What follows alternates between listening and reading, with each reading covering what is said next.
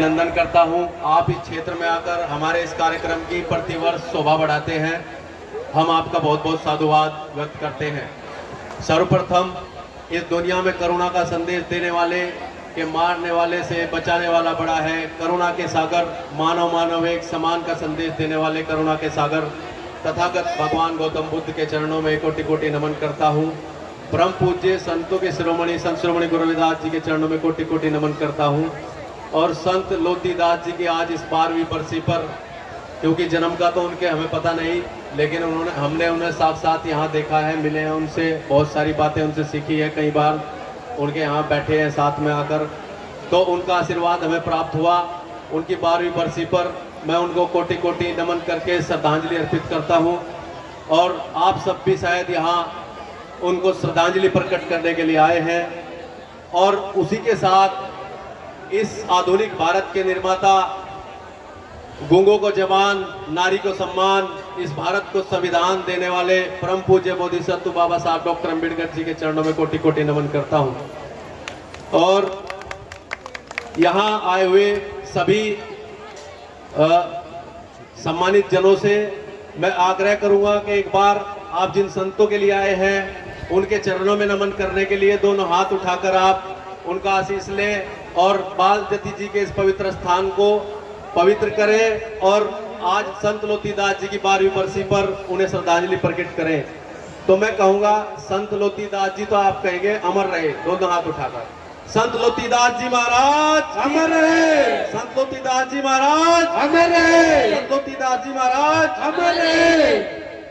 और मैं अब आपसे जो बात रखने वाला हूं वो बड़े ध्यान से, अगर आप ध्यानपूर्वक सुनेंगे तो ग्रहण करेंगे, क्योंकि यहाँ बहुत बड़े बड़े वक्ता, बहुत बड़े बड़े समाज सेवी, बहुत बड़े बड़े लोग आए और चले जाते हैं अपना संदेश देकर।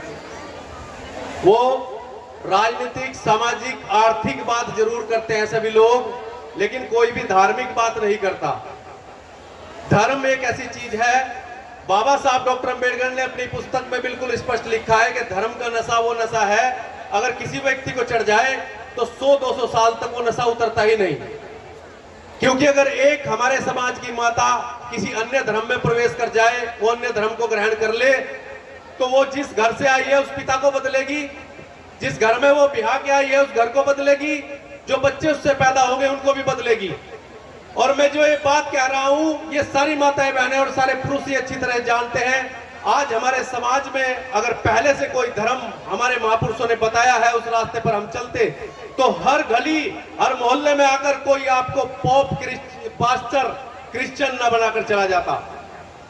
हर एक मोहल्ले के अंदर आज हम पहले इस बात को बहुत हल्के में लिया करते थे, लेकिन अब हर गांव के अंदर रविदास मंदिर पहले से मौजूद हैं, लेकिन हर मोहल्ले, हर गांव के अंदर 50% हमारे घर, जहां 100 घर है वहां 50 घर आज क्रिश्चियन हो चुके हैं। ये सत्य है या नहीं, बताओ सभी? ये बीमारी है या नहीं समाज के अंदर? तो धार्मिकता पर बात होनी चाहिए, क्योंकि ये धार्मिक सत्संग है। अब ये क्या हुआ कि जो ये हमारी जो माताएं बहनें हैं, जो हमारे ये लोग हैं, ये आशा करते हैं हर जगह, कितना भी गरीब समाज हो, वो एक एक ईंट पत्थर जोड़कर अपनी मेहनत से, मजदूरी के पैसों से एक रविदास मंदिर खड़ा करते हैं। रविदास मंदिर के अंदर, लेकिन आप सब अच्छे से जानते हैं, रविदास मंदिरों के ऊपर आज के समय में किन का कब्जा है? या तो वहां कोई ताश खेलने वाली एक चौकड़ी बैठी हुई है, सत्य है, या तो वहां वो बैठे हुए हैं, या फिर वहां कोई भाग वाली चौकड़ी बैठी हुई है।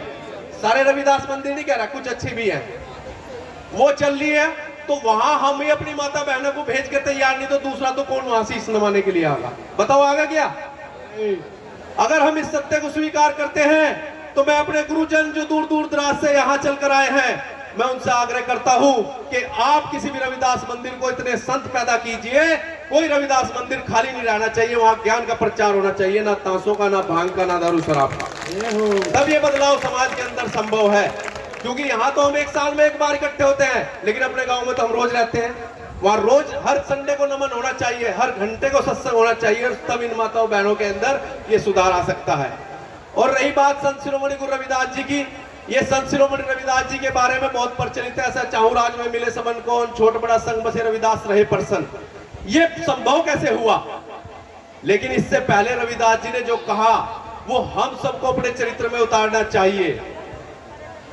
रविदास कहे जन्म से होत न कोई नीच और नर को नीच करे है ओछे कर्म की कीच। है जी, ओछे कर्म करोगे तो उसमें जाओगे, नीच बन जाओगे। लेकिन उन्हीं संत शिरोमणि रविदास जी ने, जिन्हें हम आज भगवान बनाने के लिए तुले हुए, उन्होंने एक क्रांतिकारी बात कही।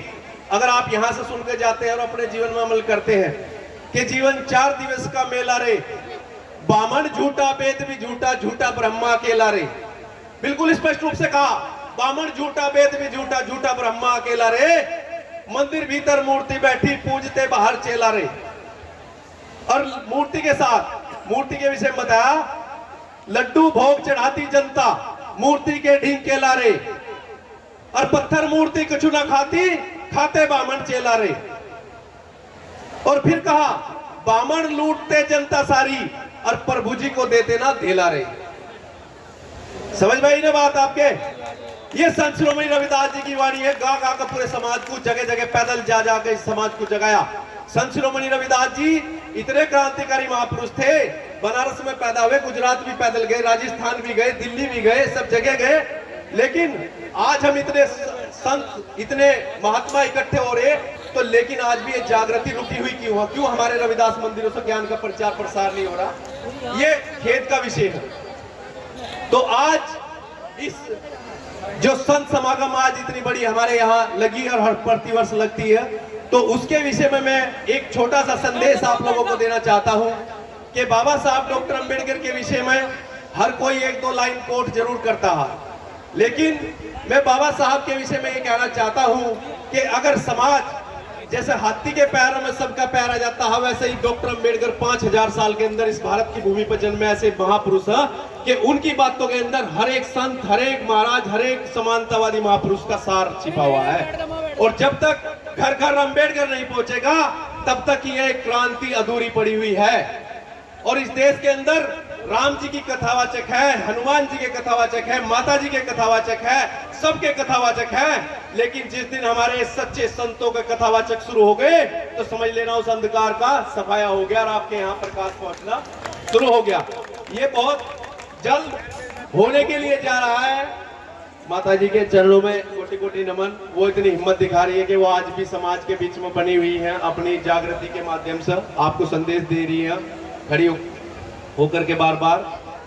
हमने इस विषय में 12 साल की मेहनत के बाद एक शुरुआत की। आज मैं यहाँ उपस्थित सभी संत समागम से उसके विषय में सहमति चाहूंगा।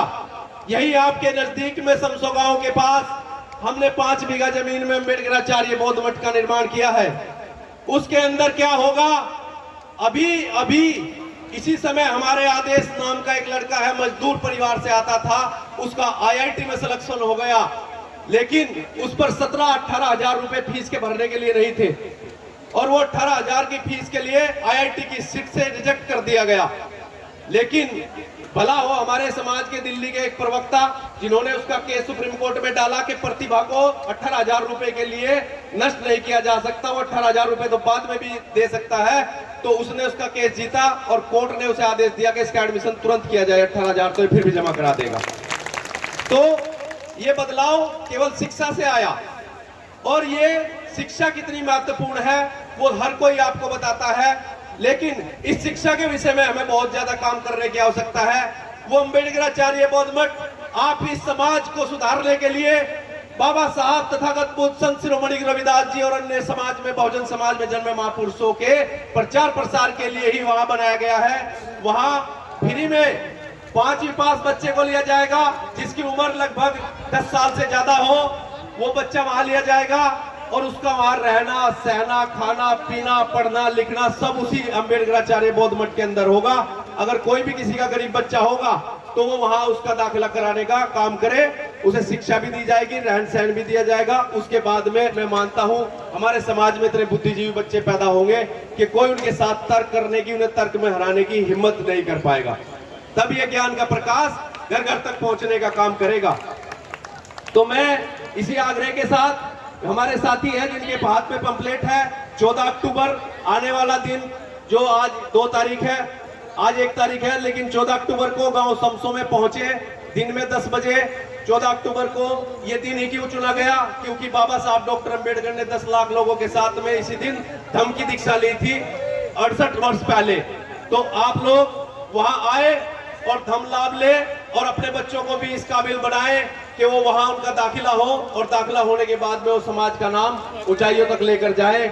इन्हीं बातों के साथ आप सभी को जय भीम, जय भारत, जय संविधान, जय गुरु रविदास। बहुत बहुत साधुवाद, आपने मौका दिया संचालक महोदय का और यहाँ उपस्थित संत समागम का। भाई साहब